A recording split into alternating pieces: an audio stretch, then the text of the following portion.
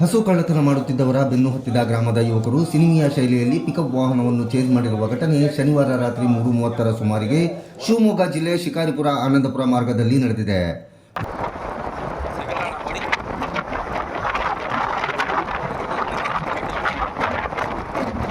ಗ್ರಾಮಸ್ಥರ ಮಾಹಿತಿ ಮೇರೆಗೆ ಗೋಕಳ್ಳರ ಬೆನ್ನು ಹತ್ತಿದ ಬಜರಂಗ ದಳ ಕಾರ್ಯಕರ್ತರ ಮೇಲೆ ಹಲ್ಲೆ ನಡೆಸಲಾಗಿದೆ ಎಂದು ಇದೀಗ ಬಜರಂಗ ದಳ ಮುಖಂಡ ರಾಜೇಶ್ ದೂರಿದ್ದಾರೆ. ನಿನ್ನೆ ರಾತ್ರಿ 3:30 ಸಮಯದಲ್ಲಿ ಶಿಕಾರಿಪುರ ಮತ್ತು ಅನಂತಪುರದ ಮಧ್ಯೆ ಆಲೂರು ಅಲ್ಲಿ ಏನು ಇನ್ಸಿಡೆಂಟ್ ಆಗಿದೆ, ಬಜರಂಗ ದಳದ ಕಾರ್ಯಕರ್ತರ ಮೇಲೆ ಮತಾಂಧದ ಮುಸಲ್ಮಾನರು ಗೋಹಂತಕರು ಗೋಕಳ್ಳ ಸಾಗಾಣಿಕೆ ಮಾಡ್ತಿದ್ದಂಥವರು ಹಲ್ಲೆ ಮಾಡಿದ್ದಾರೆ. ನಾನು ಹೇಳೋಕ್ಕೆ ಇಷ್ಟಪಡೋದೇನೆಂದರೆ, ಇಡೀ ಕರ್ನಾಟಕದೊಳಗೆ ದಿನನಿತ್ಯ ಗ್ರಾಮಗಳಲ್ಲಿ ಗೋಕಳ್ಳ ಸಾಗಾಣಿಕೆ ಆಗ್ತಾಯಿದೆ. ಕರ್ನಾಟಕದಲ್ಲಿ ಗೋಹತ್ಯೆ ನಿಷೇಧ ಕಾಯ್ದೆ ಜಾರಿಯಲ್ಲಿದೆ. ಆದರೂ ಈ ರಾಜ್ಯ ಸರ್ಕಾರ ಇದನ್ನು ಯಾವುದನ್ನು ಗಮನಕ್ಕೆ ತೊಗೊತಾನೇ ಇಲ್ಲ.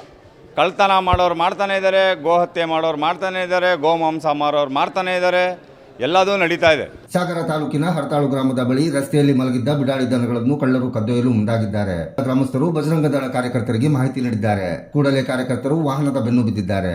ವಾಹನ ಹಿಂಬಾಲಿಸುತ್ತಿರುವ ಮಾಹಿತಿ ತಿಳಿದ ಕಳ್ಳರು ರಸ್ತೆಗೆ ಅಡ್ಡಲಾದ ಬ್ಯಾರಿಕೇಡ್, ರಸ್ತೆಯಲ್ಲಿ ಮಲಗಿದ್ದ ಹಸುವನ್ನು ಗುದ್ದಿಕೊಂಡು ಎಸ್ಕೇಪ್ ಆಗಲು ಪ್ರಯತ್ನಿಸಿದ್ದಾರೆ.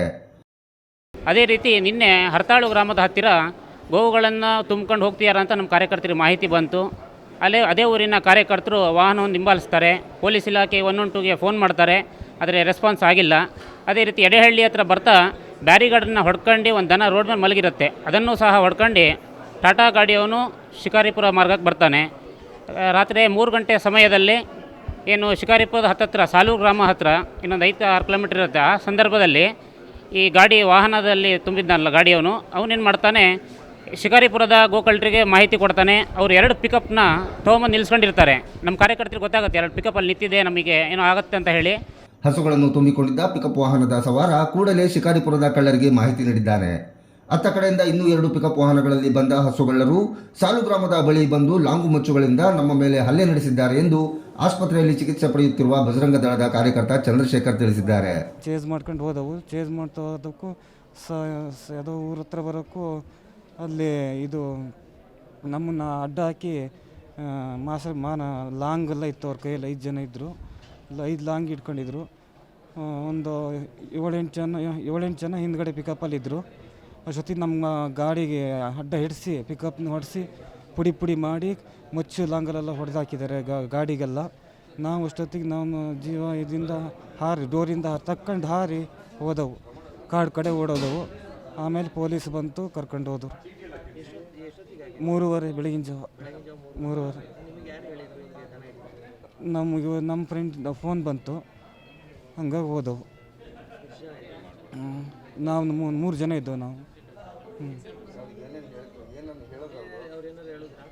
ಏನು ಅದೇ ನಮಗೆ ಗಾಬರಿಲಿ ಕೆಲಸ ಇಲ್ಲ ಏನಂತೇಳಿ ನಮ್ಮ ಜೀವ ಉಳಿಸಬೇಕಾಗಿದ್ದಲ್ಲ, ಹಂಗಾಗಿ ನಾವು ಹಾರೋದವು. ಗೋರಕ್ಷಣೆ ಮಾಡುವವರ ಮೇಲೆ ನಿರಂತರವಾಗಿ ಹಲ್ಲೆ ನಡೆಯುತ್ತಿದೆ. ಇಂತಹವರ ವಿರುದ್ಧ ಕೂಡಲೇ ಕ್ರಮ ಜರುಗಿಸಬೇಕು. ಅಲ್ಲದೆ ಈ ವಿಚಾರವನ್ನು ಸದನದಲ್ಲೂ ಕೂಡ ಪ್ರಸ್ತಾಪಿಸಲಾಗುವುದು ಎಂದು ಪರಿಷತ್ ಸದಸ್ಯ DS ಅರುಣ್ ತಿಳಿಸಿದ್ದಾರೆ. ನಮ್ಮ ಶಿವಮೊಗ್ಗದ SP ಮೇಲೆ ನನಗೆ ನಂಬಿಕೆ ಇದೆ. ಇದನ್ನು ನಿಲ್ಲಿಸಬೇಕು. ಕಳೆದ 15 ದಿನದ ಕೆಳಗಡೆನೂ ಕೂಡ ಒಂದು ತಂಡ ಯಾರು ಇದನ್ನು ರಕ್ಷಣೆ ಮಾಡ್ತಾರೆ ಅವ್ರ ಮೇಲೆ ಅಟ್ಯಾಕ್ ಮಾಡೋವಂಥದ್ದನ್ನು ಕೂಡ ನಾವು ಕಣ್ಣಾರೆ ನೋಡಿದ್ದೀವಿ. ನಾವು ಹೇಳಿದ್ದೀವಿ, ಹೀಗೆ ಯಾರು ಗೋರಕ್ಷಣೆ ಮಾಡೋ ಅಂಥವ್ರ ಮೇಲೆ ನಿರಂತರವಾಗಿ ಆಕ್ರಮಣ ಮಾಡ್ತಾ ಇರೋವಂಥದ್ದು ಕಣ್ಣಾರೆ ನೋಡಿರೋವಂಥದ್ದು ನಾವು ಹೇಳ್ತಾ ಇದ್ದೀವಿ. ಯಾರು ಇದರಲ್ಲಿ ಭಾಗಿಯಾಗಿದ್ದಾರೆ ಅವ್ರನ್ನ ಮಾತ್ರ ಬಿಡಬಾರ್ದು, ನಾವು ಬಿಡಲ್ಲ. ನಾಳೆ ನಡೆಯುವಂಥ ಅಧಿವೇಶನದಲ್ಲೂ ಕೂಡ ಇದನ್ನು ನಾವು ಖಂಡಿತವಾಗ್ಲೂ ಇದನ್ನು ಎತ್ತುತ್ತೀವಿ. ಯಾರು ಗೋರಕ್ಷಣೆ ಮಾಡೋ ಅಂಥವ್ರಿಗೆ ರಕ್ಷಣೆಗೆ ನಮ್ಮ ಸರ್ಕಾರದ ಪೊಲೀಸ್ ಅಧಿಕಾರಿಗಳು ಬರಬೇಕು. ಯಾರಿದ್ರ ತಪ್ಪಿತಸ್ಥರಿದ್ದಾರೋ ಇದು ಅವರಿಗೆ ತಕ್ಕವಾದಂಥ ಶಿಕ್ಷೆಯನ್ನು ಆಗಬೇಕು ಅಂತ ತಮ್ಮ ಮೂಲಕ ಹೇಳಲಿಕ್ಕೆ